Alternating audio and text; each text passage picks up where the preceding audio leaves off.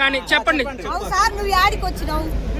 మేము వచ్చింది కళ్ళనూతలో వచ్చామమ్మా, ఓకేనా? ఇక్కడ మీకున్న ఇబ్బందులు ఏందో మీరు చెప్తే మేము కలెక్టర్ గారి దృష్టికి తీసుకెళ్తాము. ఈ పూటే తీసుకెళ్తాము. ఏది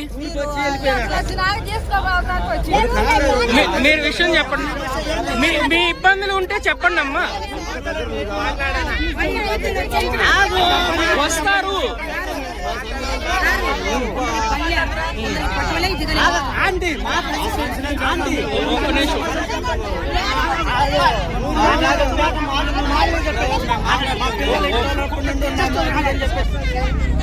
చెప్పండి. ఏ పర్పస్ మీద వచ్చారు? వాళ్ళు చెప్పాలా?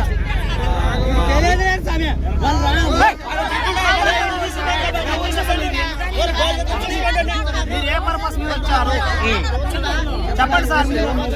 మేము వచ్చింది ఎవరెవరికి డబ్బులు పడ్డాయి, ఎవరెవరికి వెళ్ళడానికి అవుతుంది అని తెలుసుకోవడం కోసం వచ్చాము. ఇప్పుడు ఇక్కడ మీ సమస్యలు ఏవైతే ఉన్నాయో అవి చెప్తే మేము పై అధికారుల దృష్టికి తీసుకెళ్తాము. ఓకే, మా సమస్యలు ఏమీ లేదు.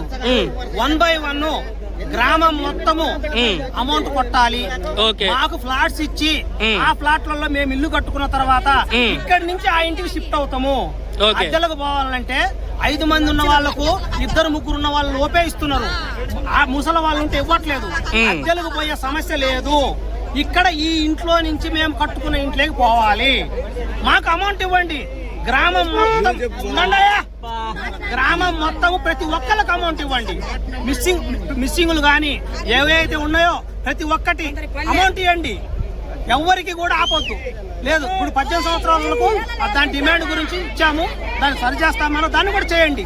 చేసిన తర్వాత మా ఫ్లాట్స్ మాకు ఇవ్వండి. మేము ఇల్లు కట్టుకుంటాం. ఇక్కడి నుంచి ఆ ఇంట్లోకి షిఫ్ట్ అయిపోతాం. మీకు ఎలాంటి అడ్డు చెప్పము, ఏ ఒక్కరు కూడా అడ్డు చెప్పము. దయచేసి బై రిక్వెస్ట్, ఇదే మా రిక్వెస్ట్. ప్రతి ఒక్కడికి మాకు అమౌంట్ కావాలి, మా ఇల్లు మాకు కావాలి. మేము మా ఇల్లు కట్టుకొని మేము అక్కడికి వెళ్ళిపోతాం. మేము ఎవరిని అడ్డు పెట్టాం. మీరు జస్ట్ మీరు ప్రతి ఒక్క ఇల్లు పడేస్తారు.